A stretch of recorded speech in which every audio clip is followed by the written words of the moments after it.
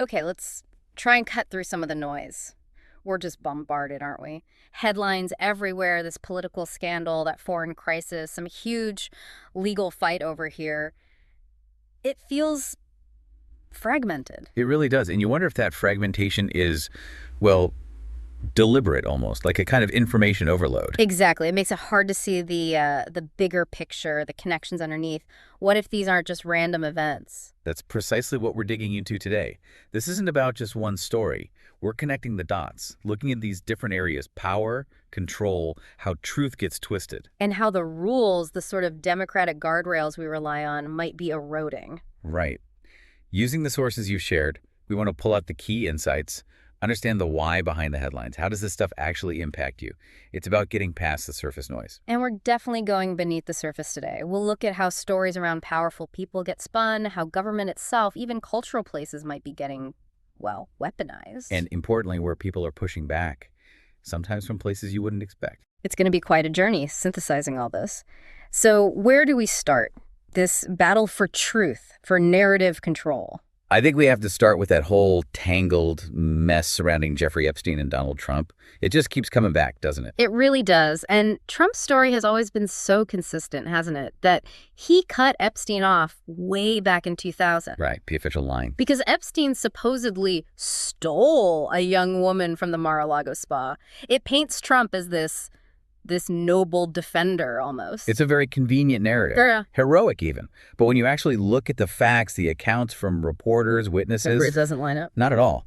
Multiple sources, even people close to Epstein, say they were definitely still socializing years after 2000. The whole spa incident story, it seems crafted. So it's a good reminder, always question that official story. Always. Absolutely. The real split, the actual falling out, seems to have happened later, around 2004, and guess what it was about? Let me guess. Not morals. Nope.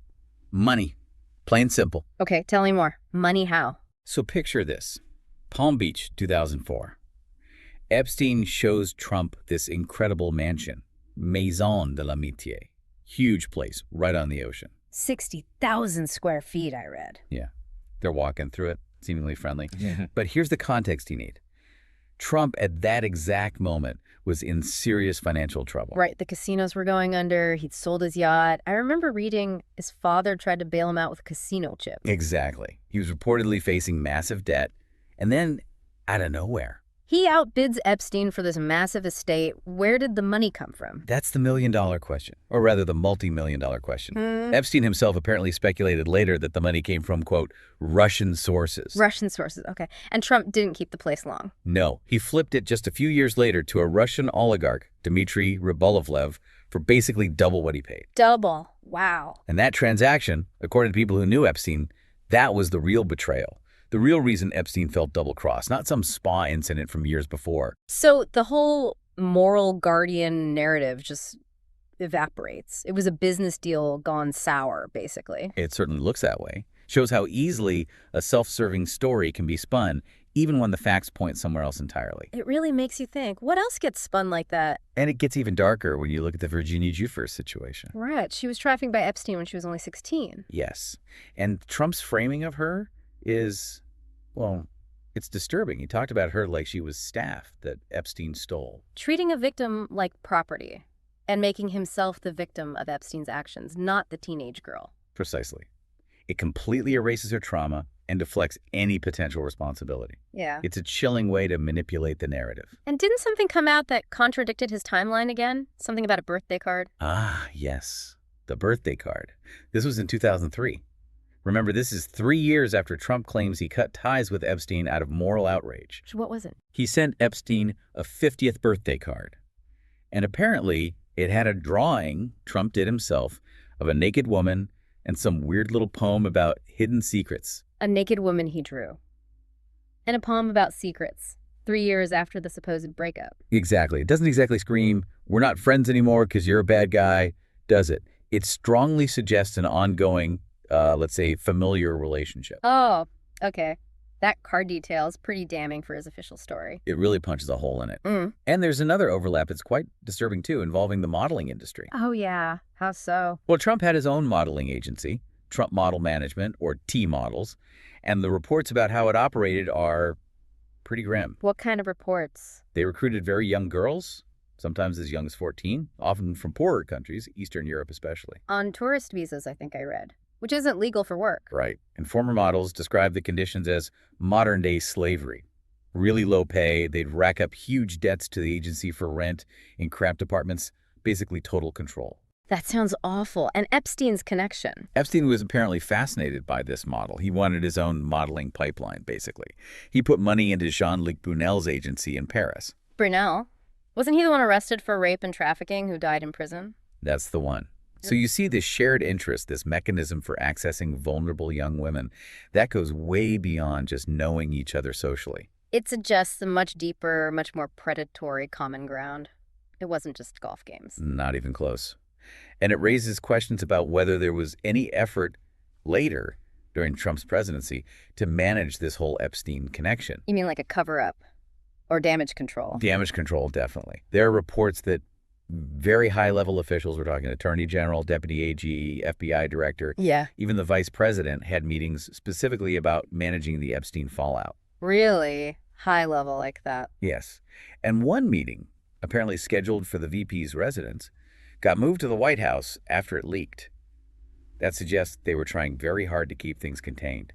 And then there's the Ghislaine Maxwell situation. Moved to a nicer prison, wasn't she? Right, a cushier facility. And then almost immediately you get these leaks, conveniently suggesting she told people Trump wasn't involved in anything bad. Which is weird because didn't one of Trump's own former top lawyers argue in court that Maxwell is basically a pathological liar? Exactly.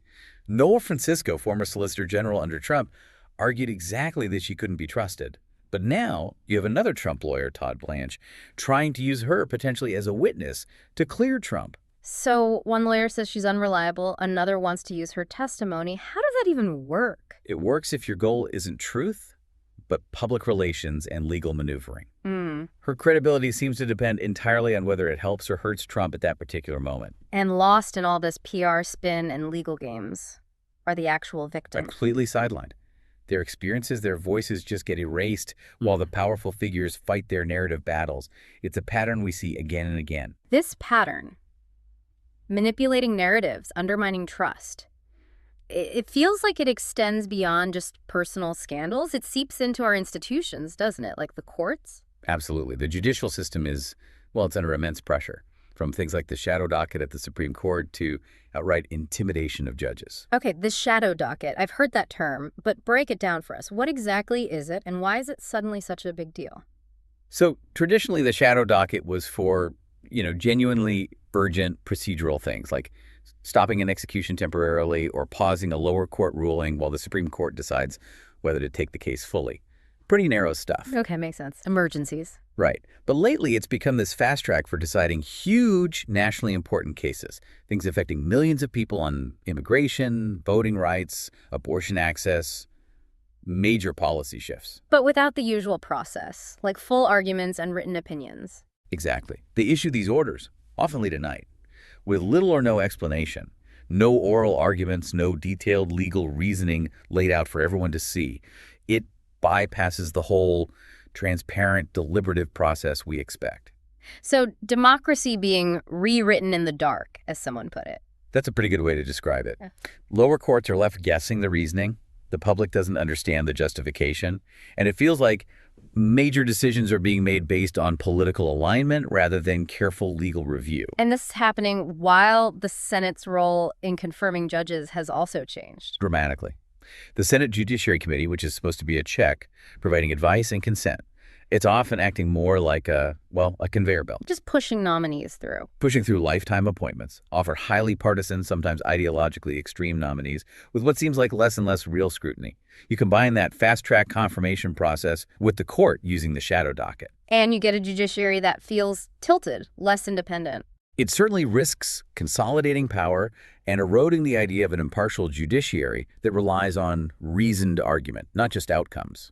But are judges just taking this? Or is there pushback? Oh, there's definitely pushback. There's a group called the Article 3 Coalition. They're part of Keep Our Republic, a nonpartisan organization. Right. It's made up of former federal judges. Judges themselves speaking out? Yes, from across the political spectrum. People like John Jones, a George W. Bush appointee, Andre Davis, an Obama appointee. They're working to educate the public, defend judicial independence. And saying this isn't about politics, but about the system itself. Exactly. They're emphasizing that the judiciary needs to function as a co-equal branch, independent of political pressure. It's quite powerful to see them standing up. Which must be getting harder, given the rhetoric aimed at judges now. It's incredibly dangerous. Historically, criticism was usually behind closed doors or focused on the legal reasoning of a ruling. Now, you have politicians, even presidents, calling judges lunatics, traitors, enemies of the people. That language is so charged. It's not about disagreeing with the decision, it's about delegitimizing the judge, the court itself. Precisely. It's designed to erode public trust and, frankly, to incite anger among their base. And it has real-world consequences. Terrible ones. Like the attack on Judge Esther Salas' family. Her son was killed. Yes, a horrific example. But it's not isolated. Judges are having their home addresses posted online, doxing. There's this tactic called pizza intimidation. Pizza intimidation, what's that? People ordered dozens of pizzas delivered to a judge's house. It sounds almost absurd, but the message is terrifyingly clear. We know where you live. We can get to you. That's chilling. It creates this climate of fear. Who would want to be a judge under those conditions? It absolutely discourages people from taking on these vital roles. And it all feeds into this crisis of public trust. Gallup polls show trust in the Supreme Court is below 40%, historic lows. And the court hasn't helped itself, has it? With the ethics scandals. Undisclosed trips paid for by billionaires. Billionaires with business before the court? Yes. Conflicts of interest that haven't been adequately addressed. And the court has largely resisted calls for stronger ethics rules and transparency. Which is a huge problem because their power really comes from perceived legitimacy, right? If people don't trust them. Their authority evaporates. Judge Davis put it perfectly. Judicial independence and accountability are two sides of the same coin. You need both. And Judge Jones made a point about the shadow docket, too. Yeah, he said when the court uses it, they absolutely have to explain yourselves clearly to the lower courts, to the public. Otherwise, it just breeds confusion and cynicism. And all of this, the attacks on judges, the shadow docket, the lack of accountability, it feels connected to something bigger. You mentioned Project 2025. It absolutely seems connected. Project 2025 isn't some fringe idea. It's a detailed blueprint from conservative groups on how to fundamentally reshape the federal government if they win power. Reshape how? Purging career civil servants, replacing them with political loyalists, consolidating power in the executive branch, controlling education, cultural institutions. It's sweeping. The goal is to dismantle what they call the administrative state. So undermining the judiciary fits right into that, removing a potential check on power. It seems to. Think of the courts as the referee in democracy. If you compromise the referee or convince everyone the referee is biased, the game's over. The rules don't matter anymore. And that affects everyone's basic rights, because the courts are often where you go to defend those rights. Exactly. If the courts lose independence, those rights become much more vulnerable. This idea of eroding checks and balances. It also makes me think about the military's role domestically. The Posse Comitatus Act. Yes, another fundamental guardrail. And incredibly, we're seeing the first trial about a potential violation of that act by a sitting administration since the 1870s. Since the 1870s, wow. Remind us, what does Posse Comitatus actually prevent? Basically, it says you can't use the U.S. military, the Army, the Air Force for domestic law enforcement. Policing citizens. That's for civilian police, the National Guard, under state control in specific situations, or if Congress explicitly authorizes military use. It keeps military and civilian roles separate. Crucial separation. Blurring those lines is historically a hallmark of authoritarianism. Military forces are trained for combat, not civilian policing. Using them against your own population is a dangerous path. And the trial involves California suing the Trump administration over what, specifically? Over the deployment of Task Force, 51 active-duty military personnel to MacArthur Park in Los Angeles during the protests in 2020. MacArthur Park, that's a major community hub, lots of immigrant families. Known as the Ellis Island of the West Coast. Sure. So sending uniformed troops, armored Humvees into that kind of neighborhood, the visuals were deeply unsettling. Mayor Karen Bass said it looked like a city before a coup. That's a strong statement. What came out in the trial? Day one was fascinating. Judge Charles Breyer took time to explain the law's importance to the public watching online. The key witness was Major General Scott Sherman, a 33-year military guy. What does he say? He testified that he strongly objected to the deployment because of Posse Comitatus concerns. And get this, He said a Trump official actually questioned his loyalty for raising those objections. Questioned his loyalty for upholding the law. Wow. And how did the administration justify sending troops? They tried to claim there was a rebellion happening in LA. That's one of the narrow legal exceptions where military use might be allowed.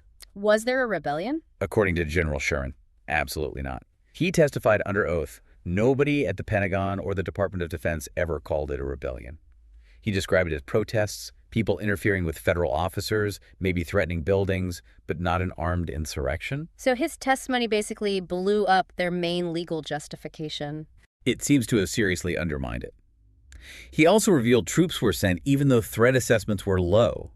Judge Breyer really pushed them on the logic, like, if things might escalate, do you send Marines for attack protester? Where does it stop? So California wants the court to say, you can't do this again. Exactly. They want an injunction proving the law was broken and there's a real risk it could happen again.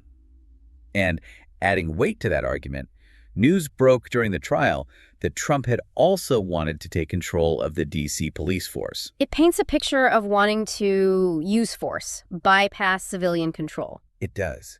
And notice the disconnect. Politically, Trump talks tough, send in the troops. But in court, the lawyers argue, oh no, Your Honor, we weren't doing law enforcement, just assisting. Two different messages for two different audiences. Classic strategy. But courtroom testimony, under oath, can cut through that spin. If the court ultimately sides with the administration here, though. It could open the door for future presidents to use the military domestically much more easily. That's the fear. It could seriously erode that wall between military and civilian roles. And it fits a broader pattern. We're seeing this tendency towards overkill solutions. Overkill solutions, like how? Well, think about the situation in Gaza. You hear shifting statements from Netanyahu controlling the whole territory versus just Gaza City, while many observers argue the real goal is broader control, displacement. Overwhelming force is presented as the only option. And you see parallels domestically. I think so. Look at how some problems are addressed. Concerns about crime in D.C. Deploy the National Guard.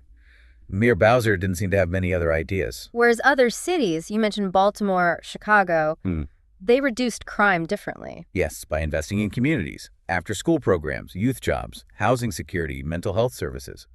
Addressing the causes of crime, not just reacting with force. But often the money flows to the force, not the root causes. Exactly. We criminalize homelessness instead of funding housing.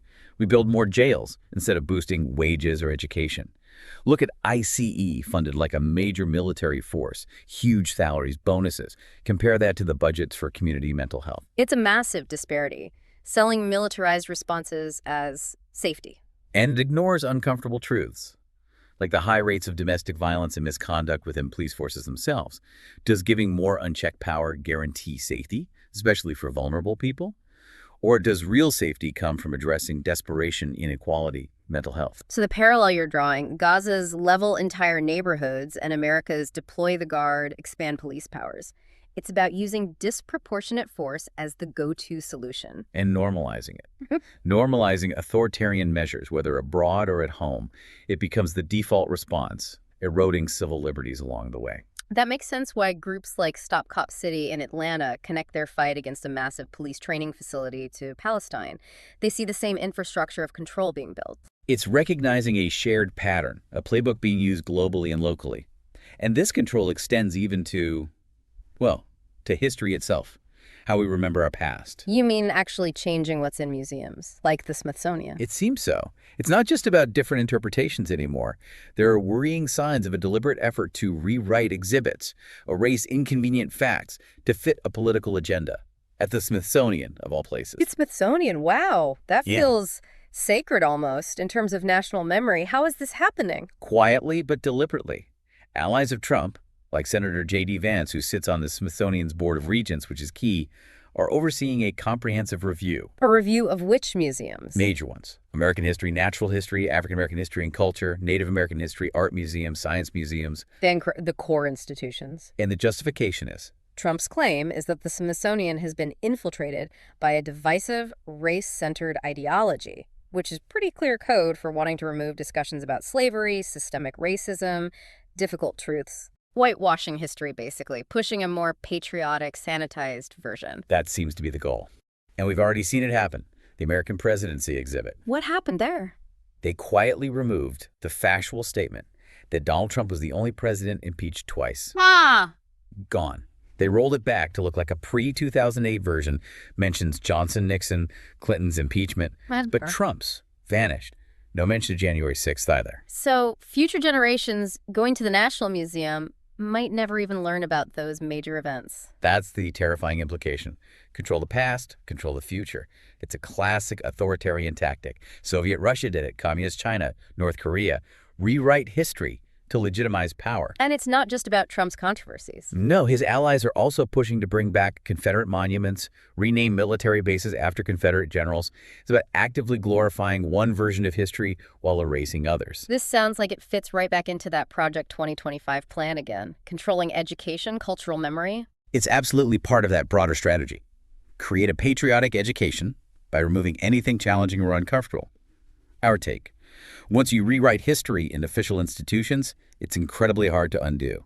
The Smithsonian's job is truth, not political comfort. So what should we watch for? More exhibits changed, references to racism disappearing. Probably. More pressure for feel-good, patriotic narratives. The only real defense is public awareness, documenting these changes, calling out the censorship, constant vigilance. It sounds exhausting but necessary. Is there any sign of a strong counter-effort, a democratic counterpunch? There is, actually, especially at the state level. Democrats, often shut out of power federally, are getting creative and fighting back from the states. How are they doing that? What tools do they have? Well, ironically, one tool was sort of handed to them by the GOP's own actions. Extreme gerrymandering. How does gerrymandering help Democrats fight back? It usually helps the party in power draw safe seats. Right, Republicans in states like Texas, Florida, Louisiana drew incredibly aggressive maps to lock in their power, maybe for a decade. Some were open about wanting to make Democrats a permanent minority party, just breaking norms, bending rules. Okay, so how does that become a weapon for Democrats? It becomes a rallying cry. It highlights the unfairness, the manipulation of the system itself. And it forces Democrats to think beyond just winning the next election towards fighting for structural reforms. And alongside gerrymandering, there's this tactic of attacking prominent Democrats. Yeah, the targeting icon strategy, relentless attacks on figures like Obama, Clinton, Schiff, Letitia James. It's not always about winning legally. It's about undermining trust, creating distractions. Exactly. Keep the other side constantly defending themselves, generate negative headlines, distract from other issues, like maybe the lingering Epstein questions we talked about earlier. It's all connected. So how are Democrats countering this at the state level? Governors are stepping up. Gavin Newsom in California held that press conference with the Texas Democrats who fled their state to block a voting bill. He basically said, California is ready to push back against what red states are doing. A coordinated resistance? Seems like it. Kathy Hochul in New York echoed similar things. They're trying to create a wall of blue state leadership to counter what they see as this authoritarian drift, using state power as a shield. Especially since federal protections, like parts of the Voting Rights Act, have been weakened? Precisely. The Supreme Court decision gutting preclearance opened the floodgates for states to make aggressive election changes, including mid-decade redistricting, without federal review. That's huge. Republicans say both sides gerrymander, though. They do. But it's important to note, Democrats actually proposed a nationwide ban on partisan gerrymandering in the For the People Act, H.R. 1. Yeah. Every Democrat voted for it. Every Republican voted against it. The record on who wants to fix the system is pretty clear there. So Democrats are fighting these gerrymandered maps in court, state by state, and also defending their leaders from these attacks. It's a two-front war, essentially. Battling for fair maps in court and battling the political attacks and weaponized investigations. The stakes are incredibly high.